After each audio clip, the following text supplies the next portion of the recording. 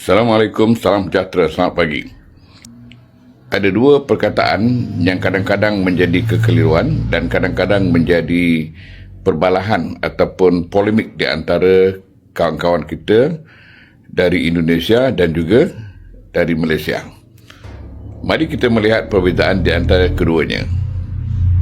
Untuk memahami beza di antara Nusantara dan juga alam Melayu, kita perlu melihat kembali kepada sejarah peta ataupun landscape permukaan yang mempunyai tanah dan juga air di atas muka bumi ini.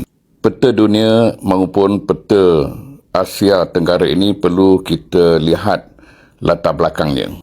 Menurut kajian geosains dan juga geologi mendapati bahawa di Asia Tenggara ini terdapat satu tanah besar yang mana sebahagiannya telah tenggelam akibat daripada banjir Nabi Nuh, walaupun tidak disebut dalam buku-buku ilmu sekular. Apabila tanah-tanah ini tenggelam, maka ia membentuk satu pentas yang disebut sebagai pentas Sunda di bawah air laut.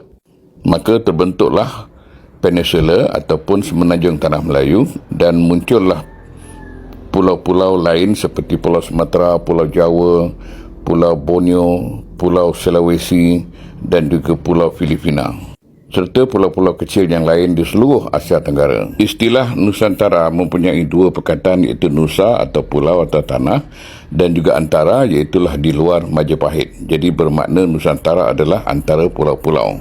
Dalam konteks Indonesia, Nusantara merujuk kepada pulau-pulau seperti Sumatera, Borneo, Jawa, Sulawesi serta pulau-pulau kecil sekeliling Indonesia dan juga Tanah Melayu. Tanah Melayu dianggap oleh beberapa sarjana Indonesia sebagai sebahagian dari tanah jajahan Majapahit di zaman Gajah Mada, lantas dimasukkan Tanah Melayu sebagai Nusantara. Dalam konteks Malaysia, sarjana Malaysia menganggap Nusantara merujuk bukan sahaja kepada pulau-pulau yang disebutkan tadi, tetapi juga termasuklah beberapa wilayah di Thailand, terutama selatan Thai atau Siam, yang dulunya terdiri daripada penduduk Melayu, termasuk juga Kemboja, Melayu Champa, Vietnam, Melayu Champa, Burma dan juga selatan Filipina. Oleh itu, sarjana Malaysia menggunakan istilah alam Melayu yang lebih sesuai daripada istilah Nusantara untuk menggambarkan suasana wilayah penduduk rumpun Melayu di Asia Tenggara ini. Selepas berlakunya banjir Nabi Nuh, maka terbentuklah pentas Sunda di bahagian bawah dan juga pentas India serta pentas Yangtze di sebelah utara. Di setiap pentas ini, penduduknya mempunyai ciri-ciri tertentu. Misalnya, orang-orang daripada pentas Yangtze mempunyai mata sepit, kulitnya putih, putih kuning dan putih merah. Manakala orang-orang daripada pentas Deka terdiri daripada mereka mempunyai kulit hitam ataupun hitam manis. Manakala orang-orang daripada pentas Sunda terdiri daripada mereka yang berkulit sawo matang. Maka tidak heranlah orang-orang di pentas Sunda ini mempunyai kulit yang sama, makanan yang sama, pakaian yang sama, sehinggalah apabila berlaku banjir besar memisahkan mereka di daratan yang berbeza, tetapi mempunyai ciri-ciri yang sama.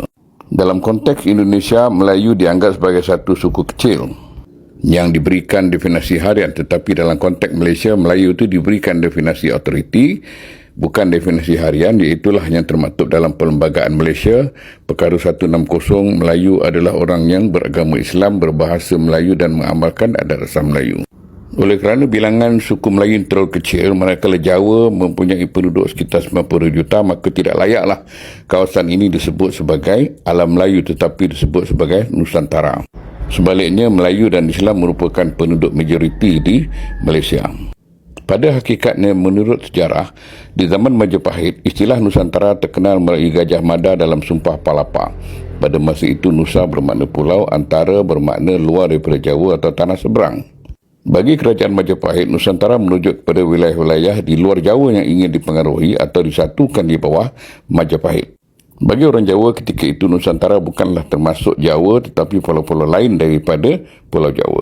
Di zaman Kesultanan Melayu, istilah Nusantara tidak begitu popular, tapi yang lebih popular ialah istilah alam Melayu. Bagaimanapun, bermula awal abad ke-20, para sarjana dan nasionalis Indonesia menghidupkan semula istilah Nusantara dengan makna yang lebih luas. Mereka menggunakannya untuk menggambarkan seluruh kepulauan yang mempunyai hubungan sejarah dan budaya yang rapat. Dalam konteks hari ini, di Indonesia, perkataan Nusantara sering digunakan sebagai sinonim kepada Indonesia, malah ibu negara baru Indonesia juga dinamakan sebagai Nusantara. Di Malaysia dan Brunei, istilah Nusantara biasanya merujuk kepada alam budaya Melayu yang lebih luas meliputi Malaysia, Indonesia, Brunei, Singapura, Selatan Thailand, Selatan Filipina, sebahagian daripada Burma dan juga Kemboja serta Vietnam. Ramai ilmuwan melihat maksud Nusantara menekankan soal ruang geografi kepulauan dan hubungan sejarah serantau, manakala maksud alam Melayu pula menekankan soal bangsa sebagai satu rumpun, bahasa dan juga budaya Melayu. Oleh kerana itu, kita sering mendengar ungkapan tamadun Melayu Nusantara yang bawa maksud tamadun yang berkembang di seluruh kepulauan Melayu. Kemungkinan perbezaan istilah berkenaan adalah kerana penggunaan perkataan bangsa, kaum dan etnik yang bercampur aduk. Etnik dan kaum mempunyai ciri yang hampir sama, tetapi kedua-duanya berada dalam satu rumpun atau yang disebut sebagai bangsa atau nation. Inilah asas maksud alam Melayu dan bukan Nusantara yang bersandarkan kepada sejarah penjajahan geografi Majapahit. Sebagai kesimpulan, biarlah kenalan kita di Indonesia menggunakan istilah Nusantara bagi maksud yang mereka kendaki, dan biarlah kita menggunakan istilah Nusantara bagi maksud yang kita kendaki.